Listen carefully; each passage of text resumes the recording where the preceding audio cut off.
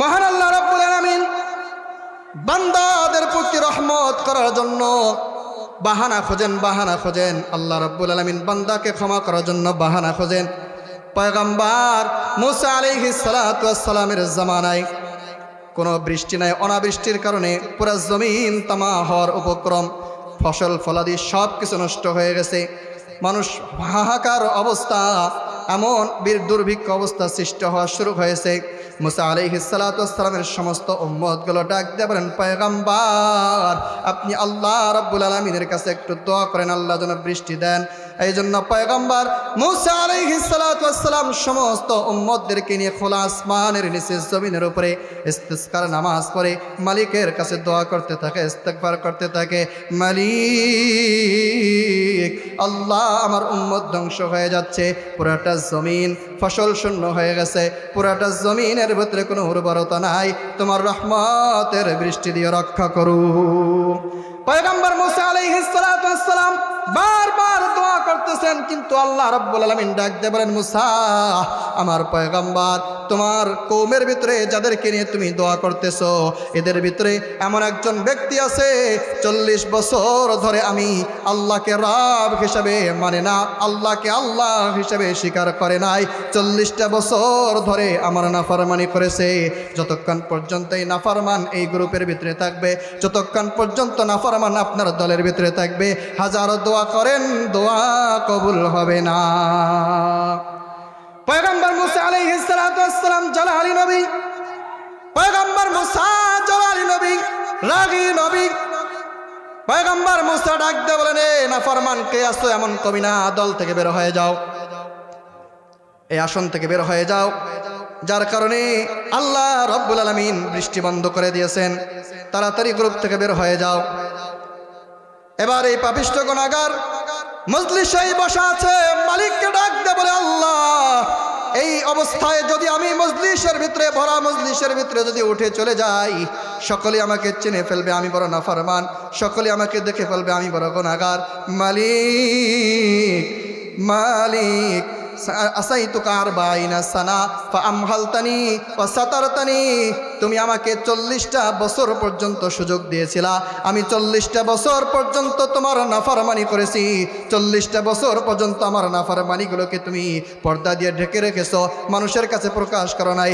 মালিক দিল থেকে তওবা করি, মালিক আমি আর কখনো একটা মুহূর্তের জন্য তোমার নাফরমানি করব না, ক্ষমা করে দাও। পয়গম্বর মুসা আলাইহিস সালাতু ওয়াস সালাম দেখলেন মুষলধারায় বৃষ্টি শুরু হয়ে গেছে। আল্লাহ রাব্বুল আলামিনকে ডাক দিয়ে বলেন, মালিক নাফরমান তো এখান থেকে বের হয় নাই, বৃষ্টি হলো কেন? মালিক ডাক দিয়ে বলে, মুসা রে, যার কারণে এত দিন ধরে বৃষ্টি বন্ধ, আমি আল্লাহ তার ওসিলায় বৃষ্টি দিয়ে দিলাম। ব্যাপার কি? আল্লাহ বলেন, যার কারণে এতদিন ধরে বৃষ্টি বন্ধ ছিল, তার কারণেই আমি এখন বৃষ্টি দিয়ে দিলাম।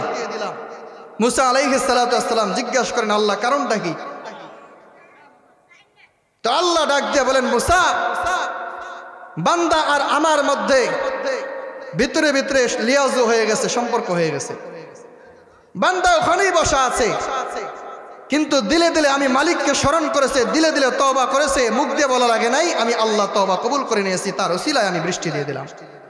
তো মুসা আলাইহিস সালাতু ওয়াস সালাম ডাক দিয়ে বলেন, আল্লাহ এই লোকটা তো একটু দেখা দরকার, আমার দেখতে মন চায়, একটু দেখাই দাও না আল্লাহ।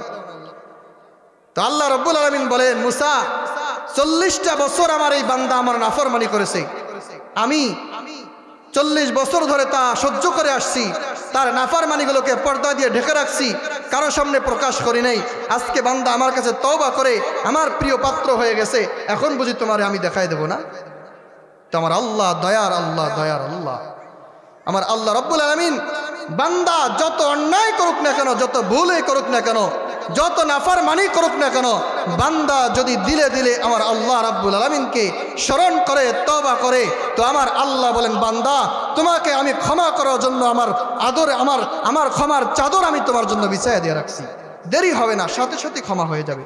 শুধু একটু খালেস দিলে তওবা করা দরকার, খালেস দিলে তওবা করা দরকার।